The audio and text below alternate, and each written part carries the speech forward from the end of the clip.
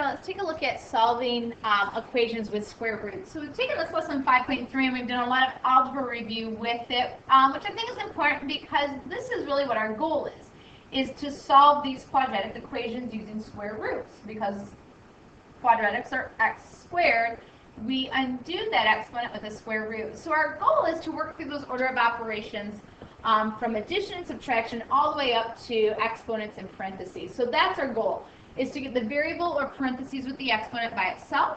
We undo an exponent by taking the square roots of both sides, and then finish solving for x if needed. This is going to be if you still have a quantity inside the parentheses. So if we start with parentheses, we're going to have that additional step. Remember that anytime you take the square root of a number, you get two answers, the positive and the negative. Because if I have the square root of 9, I know it can be 3 times 3. But if I also take the square root of 9, I know it can be negative 3 times negative 3. So we could write our answer as 3 and negative 3. The other way to write it is with this fancy sign here, this plus minus 3. So there are two ways that you can do that. All right, so let's take a look at our first couple of examples. We've got x squared equals 75. The only thing over here with the x is this exponent, so we undo squaring by square rooting. Those are opposites. So if I take the square root on the left, I take the square root on the right. So I get x equals, I'm going to get in the habit of putting that plus or minus down in front of the radical every single time. And now what my job is to break down 75. 75 is 25 times 3. I like that because 25 is 5 times 5.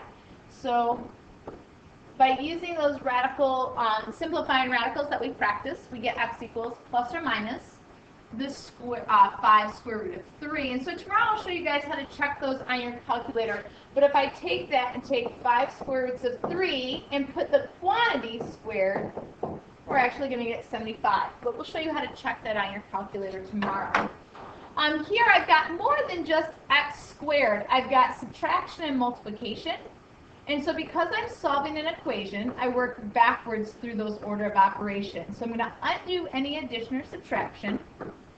So I undid subtracting 48 by adding 48. So we get 3x squared equals 48. We're going to undo the multiplication by dividing. And now I'm back to x squared, and we undo x squared. We undo an exponent by taking the square root. And so we get x is equal to, I took the square root, I put the radical down, so my next line has to have plus or minus, and the square root of 16 is 4. So we get some pretty easy answers there. And we're taking a look at those. So let's go on. If we take a look at number 3, looking very similar, I'm going to subtract 73 from each side.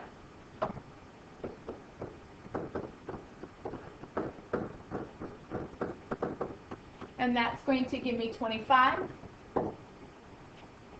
I'm going to divide by 4. So these steps are just what we have.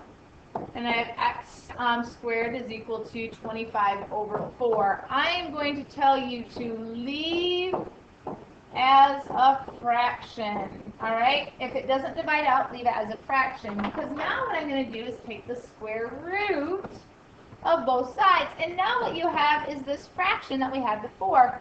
Now remember, our first question was, is my denominator a perfect square? Well, here it is. So we're going to have square root of 4 and square root of 25. Well, it just so happens not only is my denominator a perfect square, but also my numerator is. So we have this 5 halves. Remember, we added the radical, so put in your plus or minus. So we have x equals plus or minus 5 over 2.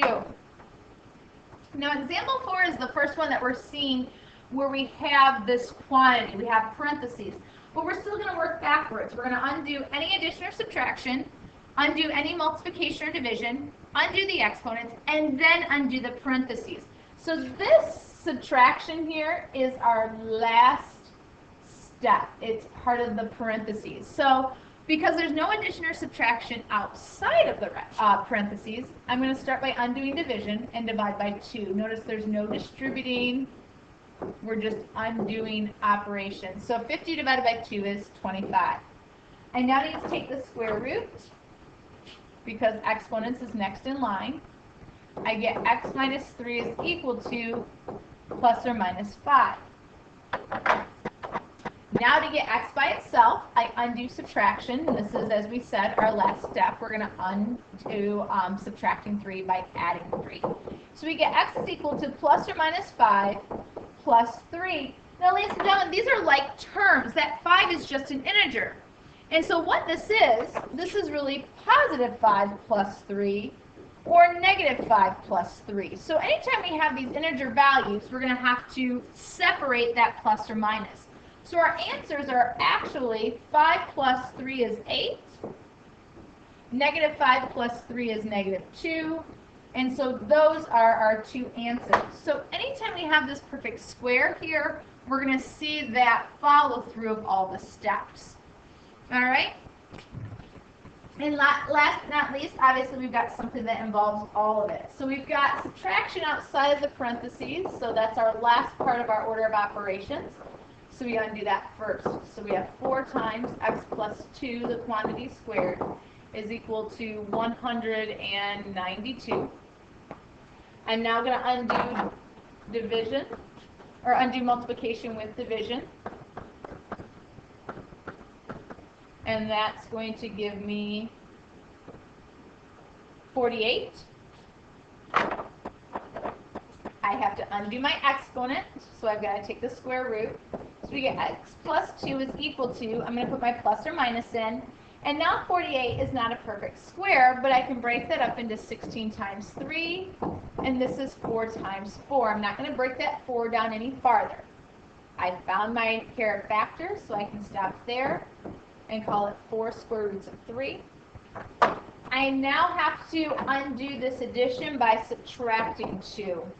So we're going to have x is equal to, what we're going to see this written as, ladies and gentlemen,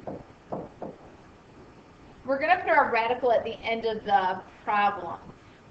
So what we're going to have this is as subtracting 2 is the same as a negative 2.